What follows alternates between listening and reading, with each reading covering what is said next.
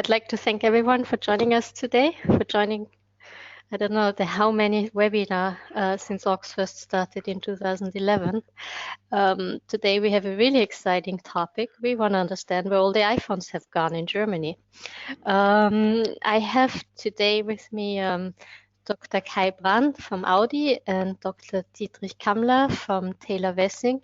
Both are based in the Munich area and very well familiar with German patent law. And when I saw this hit the news in end of December, that even on the BBC I found information that in Germany some of the most commonly used iPhones are no longer available.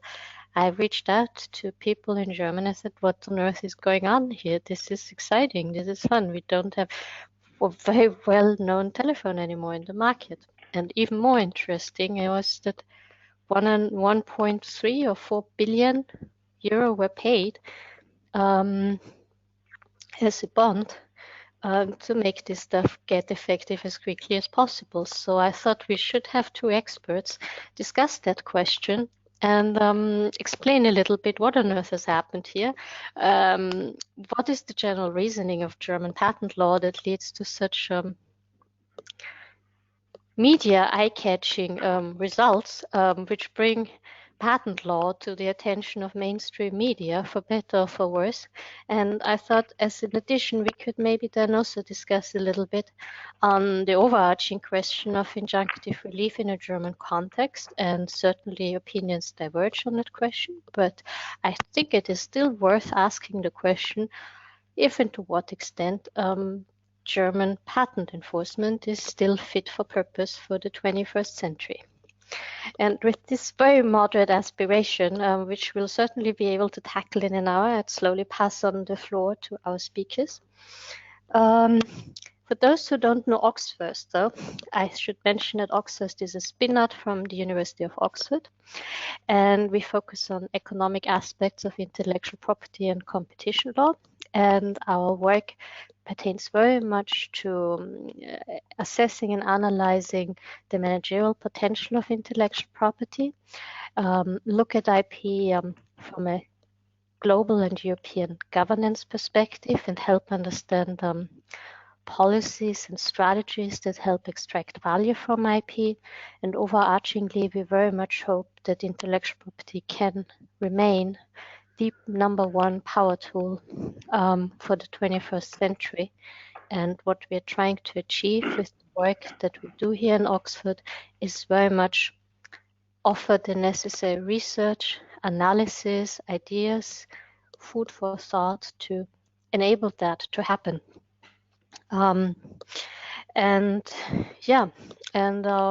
You can find a lot of our research on the internet, but also we run the webinar series regularly. And other than that, we are very excited about looking at the value of intellectual property and help companies define smart IP strategies. So this is it for the intro. If you want to know about us or about Taylor Wessing or about Audi, go on the respective websites. For OxFirst, you can find our email address at info@oxfirst.com or www.oxfirst.com. We believe in open exchange and open innovation, and we would be delighted if any of you were interested in giving a talk as well, or get in touch with us so we can exchange further knowledge and ideas. And last but not least, as an intro, I'd like to say we are running a conference in Brussels on St. Valentine's Day and the day after on the interplay of intellectual property and competition law. It's the third time we'll be running this forum. If you're in any way interested, please do get in touch. If you have nothing else to do on Valentine's Day than talk IP, that's the place to be. We're expecting for this event quite a few people from the international policy scene, from the judiciary, from private practice, people with background in litigation, and quite a few technology companies also, and the automotive industry. That's it from my side. I'm passing on now the floor to our speakers. Thank you. So thank you, Roya, for this excellent introduction and for making this webinar happen on a certainly exciting topic.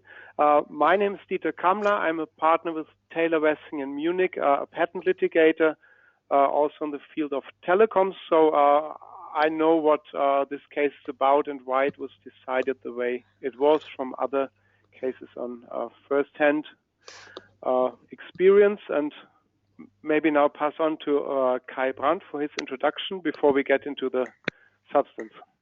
Okay.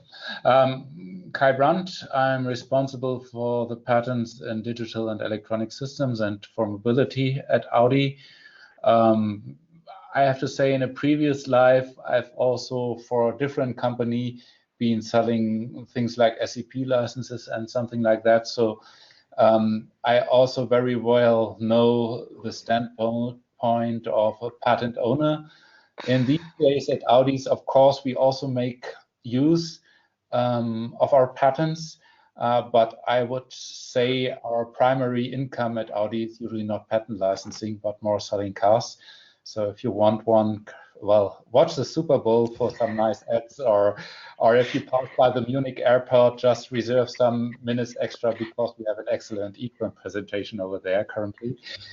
But coming back to patents, Audi as an OEM and as a system integrator is also very often under attack for mostly days actually products from our suppliers that we are using in our cars, and therefore of course I'm currently a little bit biased towards the implementer's position, so have that in mind. I make some remarks. The content. So first the background. Give you an overview. We first want to go into the background of this case because it doesn't come out of nowhere and there are other things going on in parallel. Then I would like to give you a summary of what actually happened in Munich and what was decided and why it was the way the court decided it. And of course, the most important issue, I think, for most is the remedies which were granted by the court. Also here, the legal background and why the remedies, especially the injunction, were finally granted by the court. So now first we start on the next slide with the background of the dispute. So this case does not come out of nowhere. Apple and Qualcomm have a long relationship going back into the early 2010s because Qualcomm was traditionally Apple's exclusive supplier for the baseband chips for 3G and 4G communication. And in return for this exclusivity, Qualcomm granted Apple very substantial discounts on patent royalties. This lasted until 2016. And when this exclusivity expired, Apple decided not to extend it, and for the first time bought baseband chips from Qualcomm's competitor, Intel.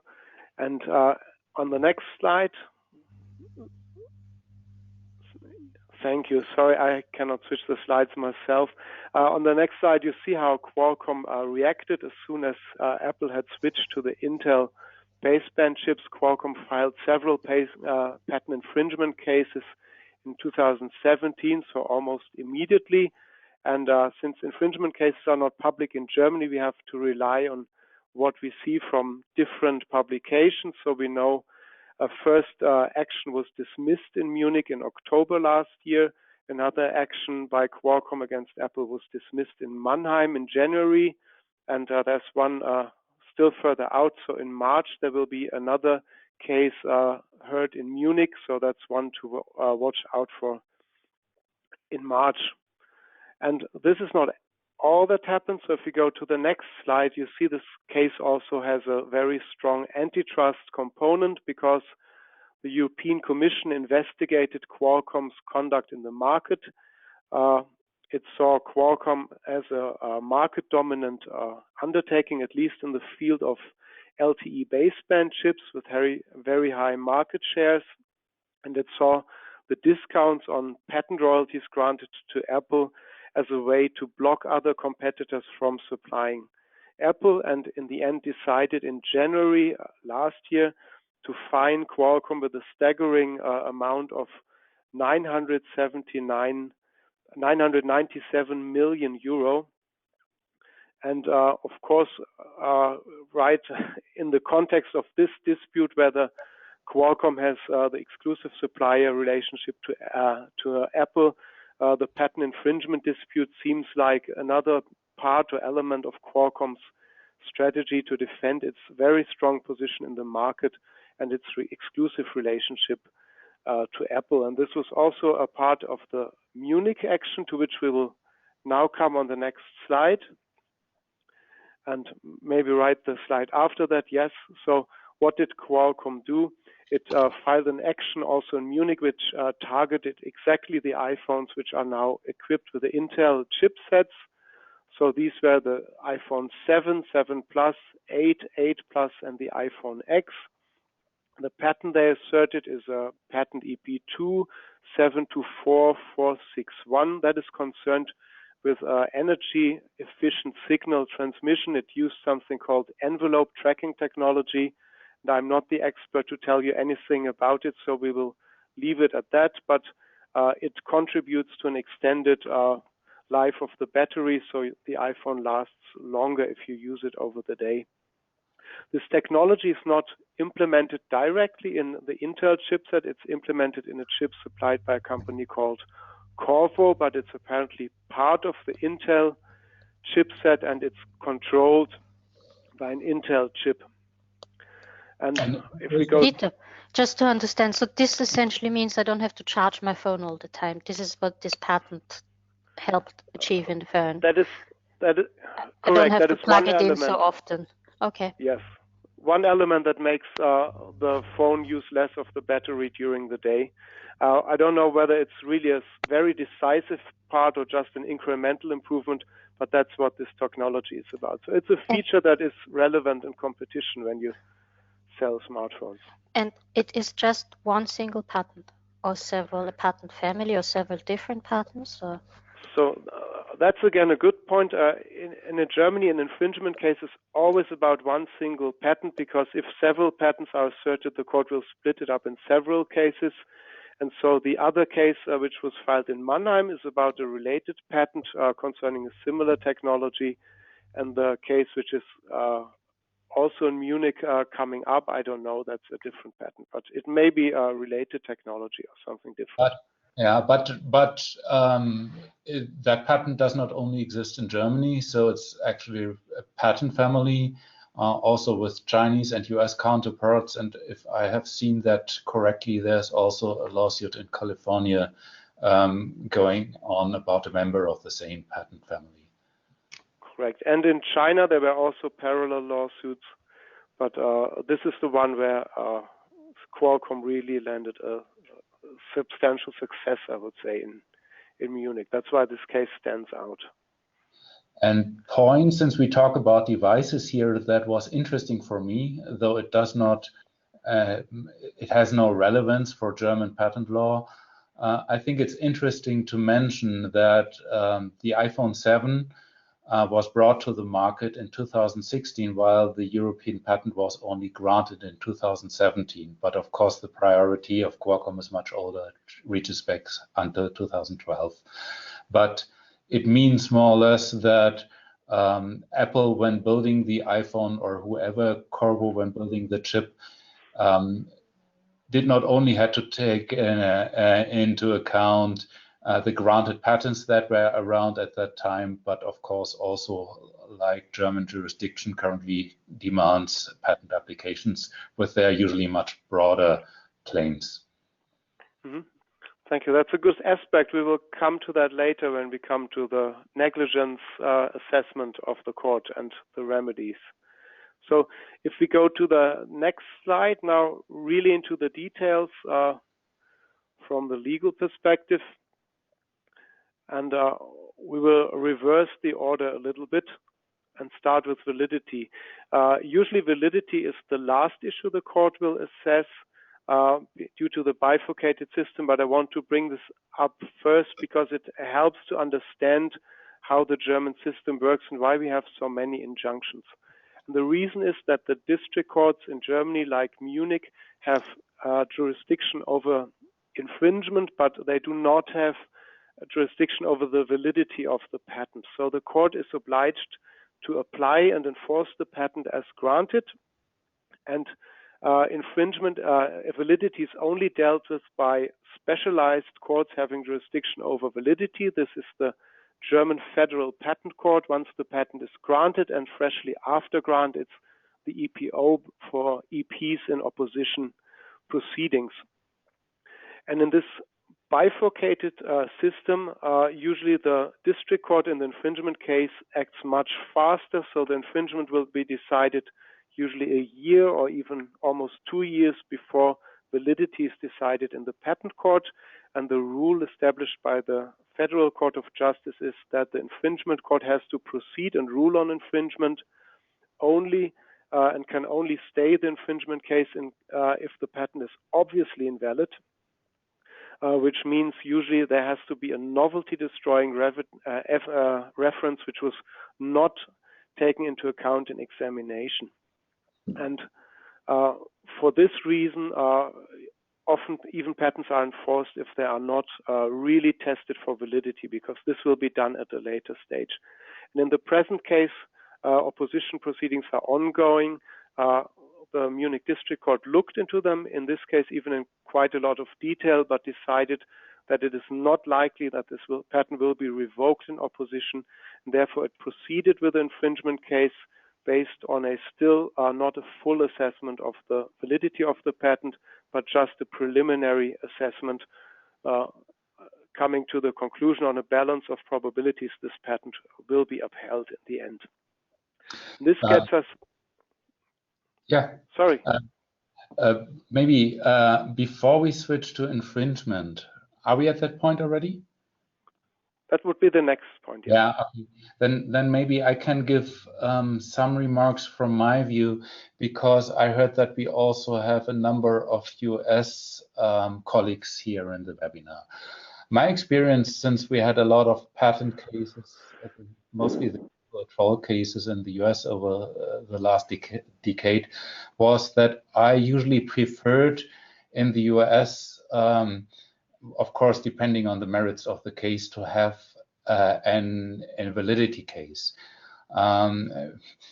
For very simple reasons, because many of the patents that are granted in these days turn out to be invalid.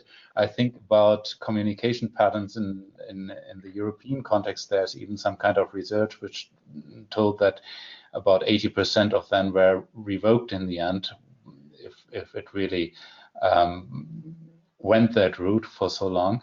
But also in the US, I see a lot of not totally perfect granted patents. And that turned out, from my experience, to be very successful under US conditions, because you can use all the prior art to attack these patents at the infringement court itself. You have a good chance even to stay proceedings if you file IPRs in time. And it has, on the other hand, the advantage, and we will come back to that point a little bit more deeply, and the next point, that you do not need to tell too much about your system, which you are often not able to do as a system integrator, because often you're attacked for technology that you did not develop yourself. While that turned out to be a very good concept in the US, and I see that many US companies try to follow the same approach if they are sued or their products are sued in Germany, I think this is not a good concept usually in German patent cases. And that probably takes us to the next slide, where Dieter will tell us that infringement comes first, because in German patent cases, it must be very obvious that a patent is invalid, and therefore usually German courts, German infringement courts, do not rely on expert opinions on validity of the patents. They do that on infringement, but usually not on validity, because they are not obliged to do that, because it's not in their control under German jurisdiction. So therefore you only have a very small chance, according to my experience, to really win on invalidity. And this is really if you have only if you have a simple technology that is really obvious. Otherwise you will have serious issues to explain these technical details to the judges. And while I consider all the German patent judges that I've seen as very intelligent, they all have an education at law, but are usually not engineers. Okay, thank you. So now indeed, let's move on to the infringement, because that was really the core of this judgment. About 80% of the reasons really relate to infringement and who has to prove what, and the assessment of the facts. So this is a very complex technology, and as Kai already said, it is not a technology proprietary to Apple, but it's implemented in a chip which comes from a supplier, or not even the supplier Intel, but a sub-supplier Qorvo. And initially, neither Qualcomm nor Apple had access to that technology in detail. So what did Qualcomm do when they started the case? They re-engineered the chip with a teardown report by a company like Tech Insights or so, and presented a detailed reverse engineering with a teardown report where they could establish that some features of the patent must be present in the chip, but for some other features they could only show that it's plausible or even highly likely, but they could not find the ultimate proof that they are also implemented in this chip. Apple, on the other hand, did not come up with a detailed explanation of what the chip actually does either, but they presented hypothetical workarounds, and they said the conclusions of Qualcomm are not inevitable, and there could be other ways how this could be implemented in their chipset. And Apple claimed that they cannot disclose how the chip actually works because of confidentiality restrictions and obligations. And one of the odd parts of this case is that Qualcomm, in parallel US proceedings, actually obtained the schematics of the chip apparently under 1782 proceedings, but did not submit those schematics in the German case, because that often comes with protective orders and can create other problems. So apparently both parties had the actual specifications, but neither party submitted them to the court. So what did the court do with this situation? If we can go to the next slide. We have an echo when you're talking. I don't know why, but somehow if there's anything you can do to change it, please do. I go to the speakerphone. Is it better now? Okay, yes. Okay, very good. Then I continue on this phone. So what did the court do in this situation? They said, first of all, the plaintiff cannot be expected to do more than present a detailed allegation of infringement, and there is no discovery in Germany. So the plaintiff does not have access to the actual documents in Germany. That's the downside for the plaintiff, but there's a large compensation for this downside, and that is the duty of a substantiated rebuttal. So if the plaintiff makes a detailed infringement allegation which is plausible, then the defendant needs to make an equally detailed and substantiated rebuttal. That means in this case, since Qualcomm had done a lot and presented the teardown report, and infringement really looked highly likely and plausible, it would have been Apple's obligation to present the actual specifications, and if they wanted to say the chip doesn't work that way, they would have to present how it actually works and why this is different. And Apple had presented hypothetical workarounds to break the chain of evidence or conclusions presented by Qualcomm. But here the court decided, and the court was assisted by an expert, a technical expert, just to help the court understand this complex technology. And the expert says, yes, there are hypothetical workarounds or other ways to achieve the same result. That was not disputed, but these other alternative solutions are incompatible with those parameters of the Intel chipset which are actually known in the case. So yes, it could have been done differently, but it's implausible that it was actually done differently in the attacked iPhones. And in this situation, Apple then brought witnesses to the hearing at the very last moment and said these witnesses would be prepared to explain to the court how the chip actually works in the oral hearing, but the court refused to hear the witnesses because witnesses have a different purpose. We have an echo right here. Roya, I don't hear that echo. I don't know whether it's only applicable to your system. I don't know about the other participants. When I'll continue. Okay, so the court did not hear the witnesses because proceedings are front-loaded.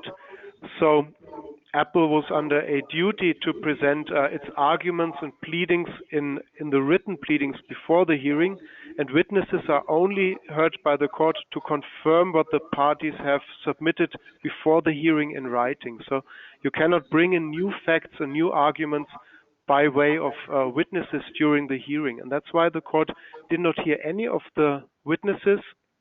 The court, in the end, did not even actually know how the chipset really works, but the court decided because the Qualcomm allegation was very substantial and detailed, and Apple had not done enough to rebut it, to assume that the Apple iPhones actually infringed this patent.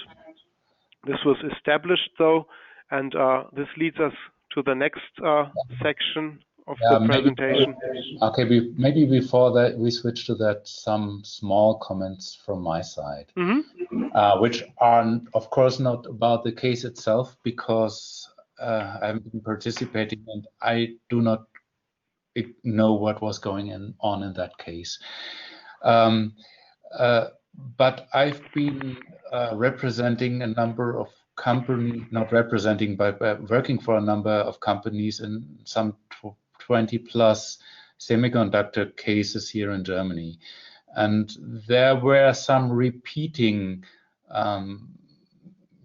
mechanisms that took place in these cases, which might or might not be true also for this Qualcomm Apple case. First of all, it's a little bit funny. I've seen a lot of expert reports, teardowns, things like that from a lot of nameful companies in these cases, and maybe it's a unique experience. By my experience in the end was that all these expert opinions were lacking the decisive facts. They were all very detailed, some 100 pages. They all looked very elaborated, but if you dug into that or digged into that deeper, you saw that certain facts were missing, and usually that was the hint where actually you had the non-infringement arguments in the end. I think it's not a big surprise, since mostly these opinions and reports are done for the plaintiff in the end. But on the other hand, it tells you that you really have to identify the missing elements in these reports usually.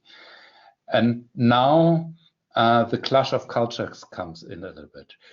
In that situation, it's usually very difficult to present or to convince an American semiconductor company that they have to present facts that in these for these details their chip usually works different, because they very often rely on the discovery procedures in the US and say, as long as the other side does not prove that my chip is working like that, I do not have problems. And this is really where German law, Dieter, as you said, steps in.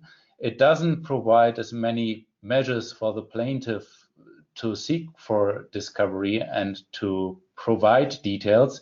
But on the other hand, to balance for both sides, it puts higher burden than on the defendant to prove that he is not infringing in the end.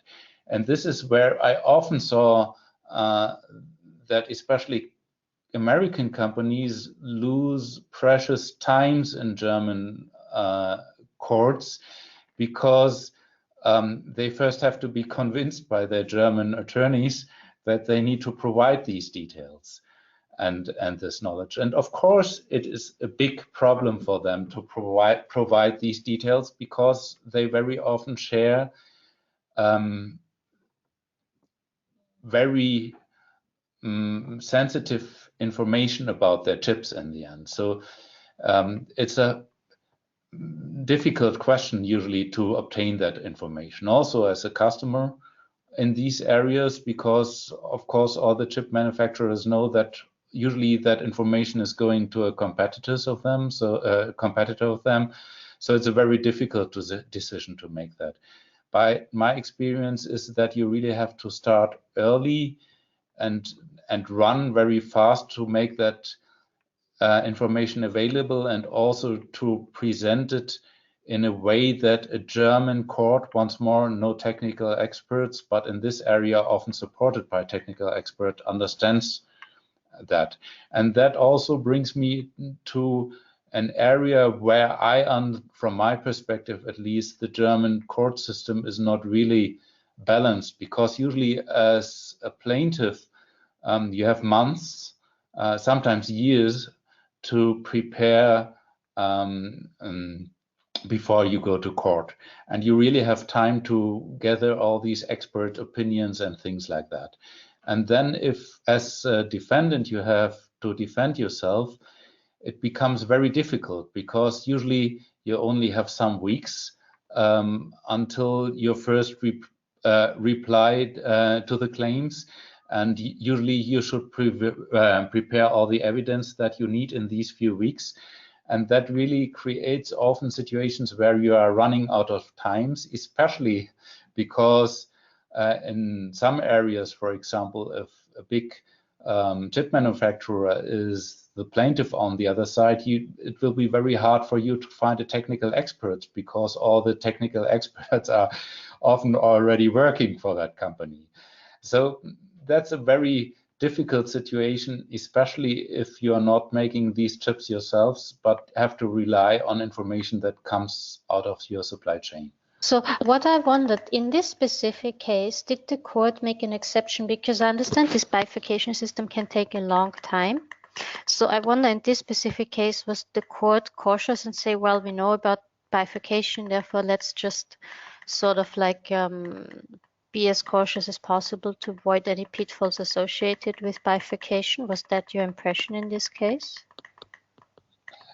I didn't see that in this case, and also in similar cases either. So as long as you cannot make an obvious attack, not an obvious, a text regarding novelty that is really credible and plausible for the court, which is very difficult for complex systems, you will not have this chance that the court stays. And also the German court did not stay in this case, and I also did not see German stay in similar cases. So, Dieter, now I hear you again. So sorry, we had a problem with the telephone connection. Shall we go to the remedies? You were already discussing Yes. the injunction. So first of all, on the next slide, before we discuss how it should be, maybe how it currently is in Germany, which is not so nice. So the German law has a very standard set of remedies, which are virtually always granted if the court finds infringement. So the number one remedy is the injunction. Injunction is automatic, and it's even independent of any fault of the plaintiff. The next one is information on past infringement and accounting for past revenues, profits, and costs, which can be a really burdensome exercise because it have to go several years back, up to 10 years, and really release every detail of what you did and how you calculated and what the actual costs were. Then comes recall and destruction of any products which are still somewhere in the distribution chain. And the last one is, of course, a declaratory ruling on damages, saying that the defendant is obliged to compensate any damage for past infringement.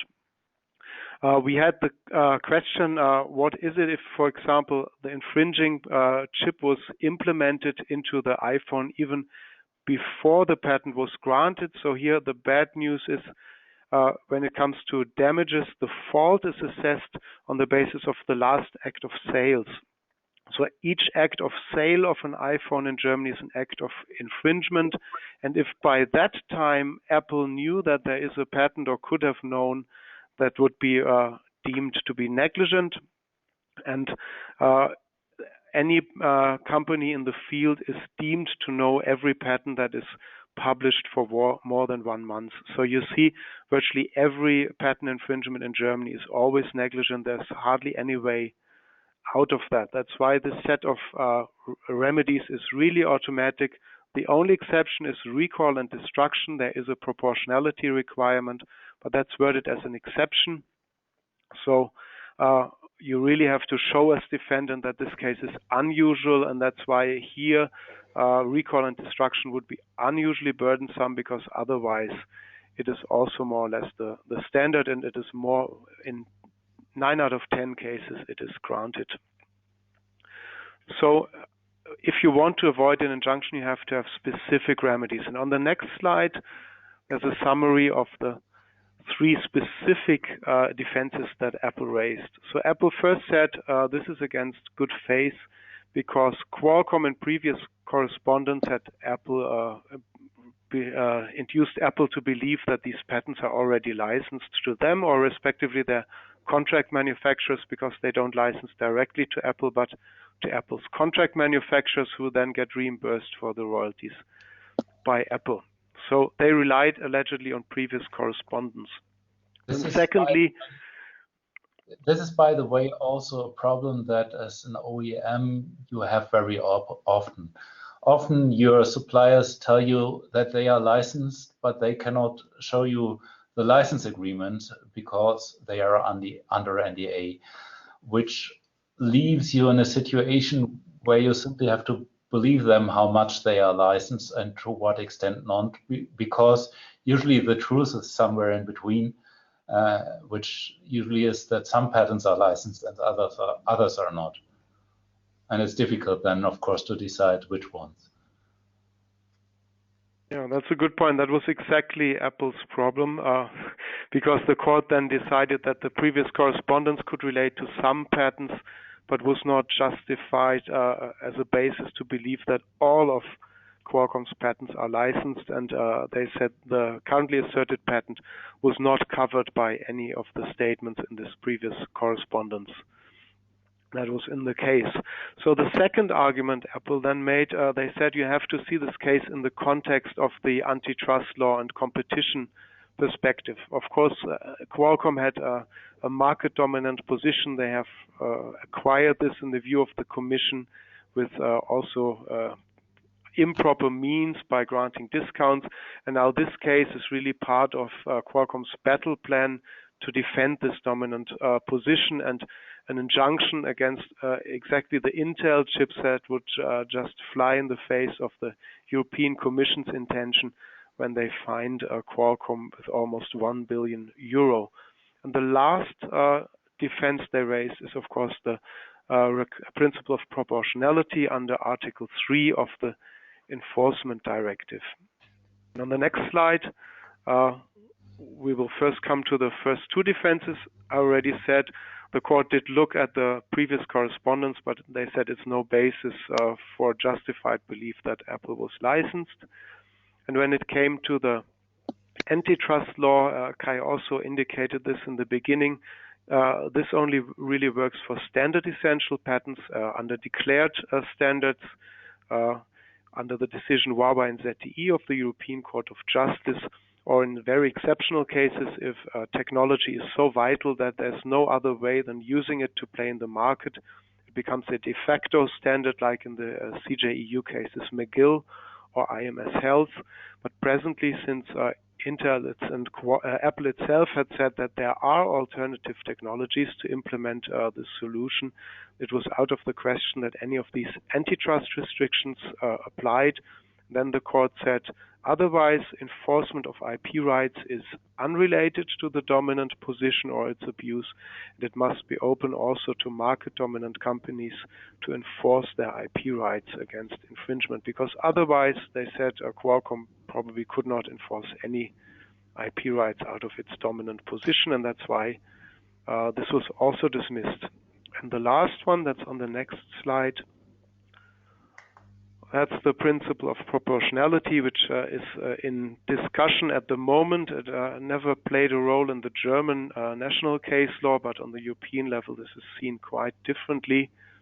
Apple invoked the principle of proportionality, and they said they need a 36-month grace period to change the iPhones to a non-infringing workaround solution. And they applied for a grace period right from the beginning, because the German understanding is that the principle of proportionality can not be a basis to deny the injunction permanently. From the German perspective, that is only possible if you have a compulsory license under Section 24 German Patent Act. So the German court, Federal Court of Justice, only considered this in the context of a grace period in the decision Wärmetauscher of May 2016. And this is what Apple tried to use to ask for 36 months. And this was also dismissed by the court, because limited grace periods can only be granted under this decision Wärmetauscher in exceptional cases. And the courts now say that if proceedings on the merits lasted for over a year, the defendant could have considered workarounds. So whether this is really realistic is a totally different question. I'm sure Kai will have something to say on that. But in the present case, of course, 36 months is very long if you consider how many generations of new smartphones come out in this period. And also, Germany was not a country of production, so it was only a sales market for Apple, a big one, but it's not the worldwide supply that is affected. And it's also not the current models.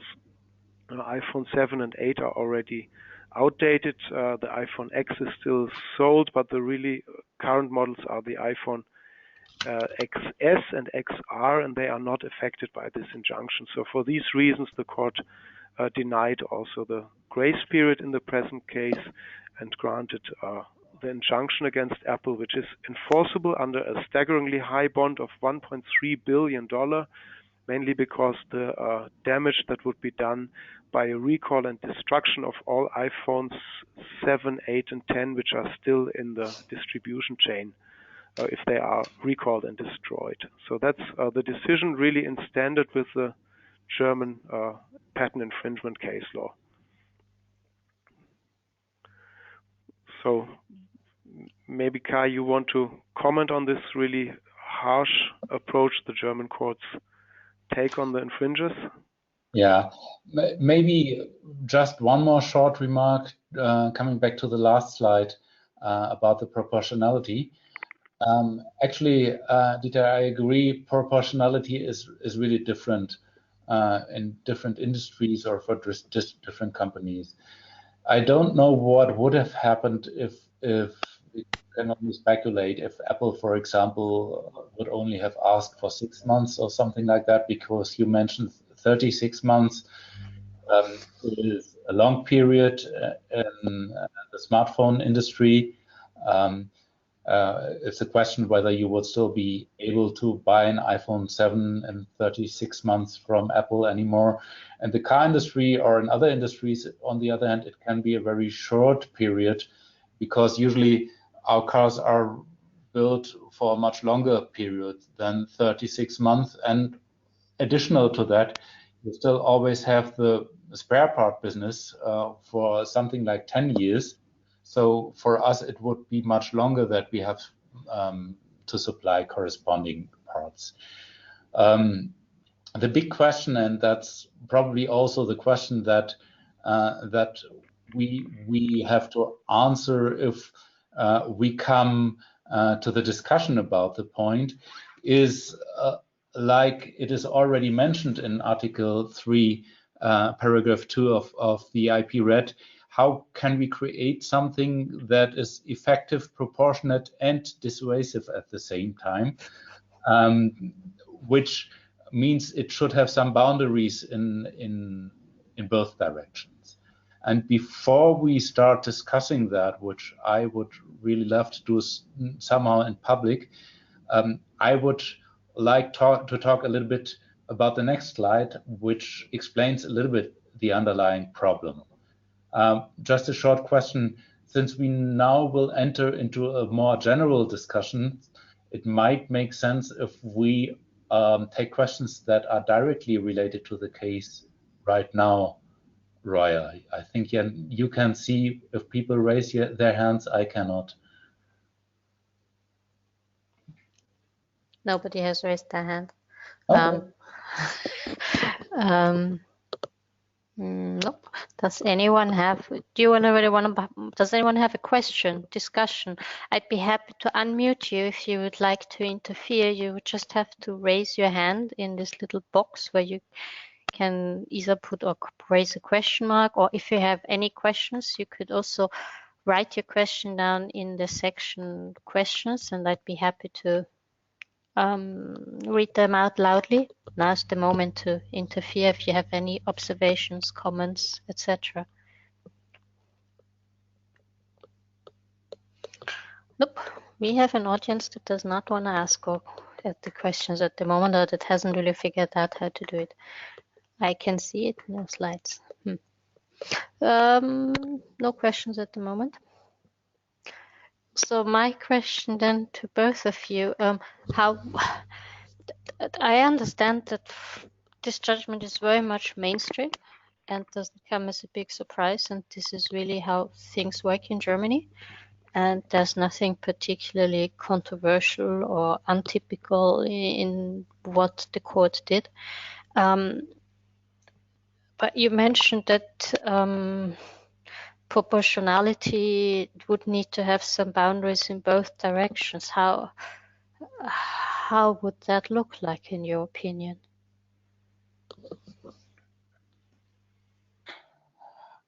I think but that already is a part maybe also of the general discussion in the end.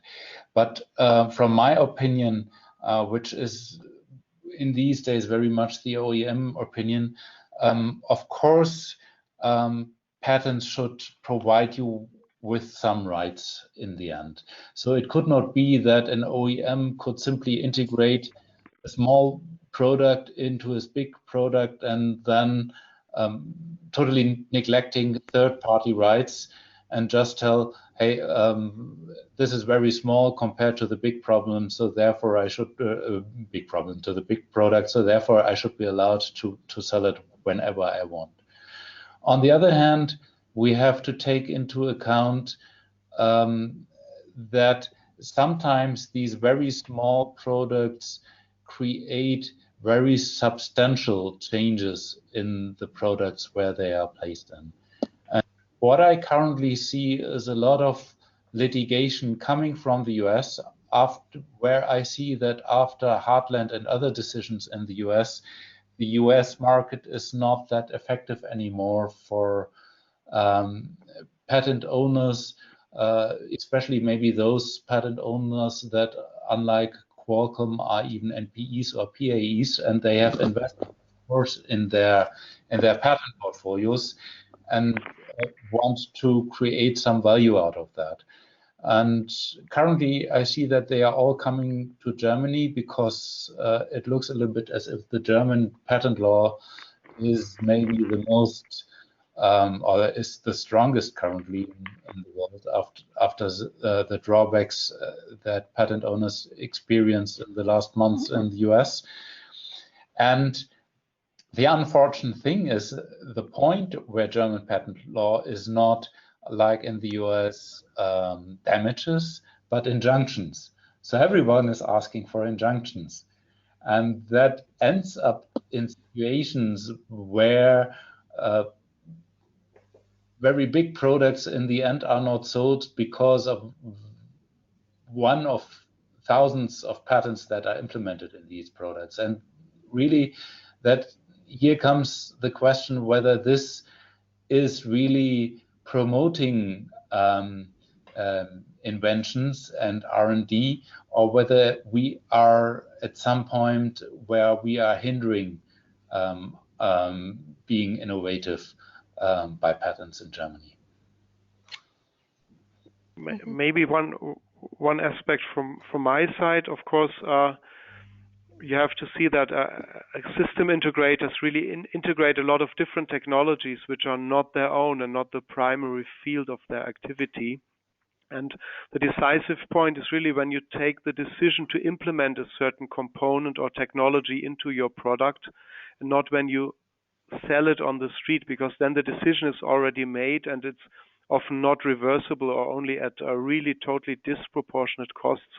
Therefore, maybe you could, when looking at fault or negligence, you would have to look at the decision when the decision was made, how the product is going to be designed. So the design freeze would be the moment when you assess fault and negligence, and maybe the German fiction that every published patent has to be known to everyone is also unduly strict. And if you come to the conclusion that a system integrator who's integrating something which is not really his own technology does not act at fault, then you could have a more generous application also of Article 12 of the Enforcement Directive that already allows to deny the injunction and replace it by monetary compensation.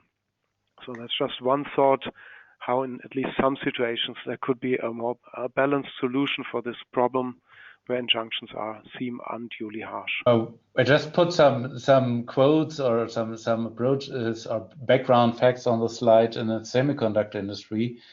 But as much as a smartphone, a car, for example, also does not only contain semiconductors, but this is maybe where problems in these days become most prominent.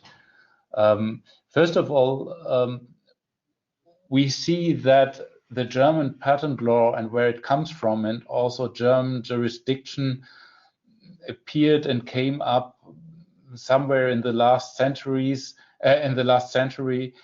where companies were really proud and innovative if they can say, "Oh, I have 3 patents in my product," or maybe very innovative, "or I have 7 patents in my products," maybe not only my own, but also from others. In these days, we face an environment, and here I'm talking a little bit more from the automotive perspective, because I do not want to talk for others here. We have semiconductors in our cars where we made analysis and found out that only through the standards that they are implementing, even outside the telecommunication area, they easily use some 1,000 patents.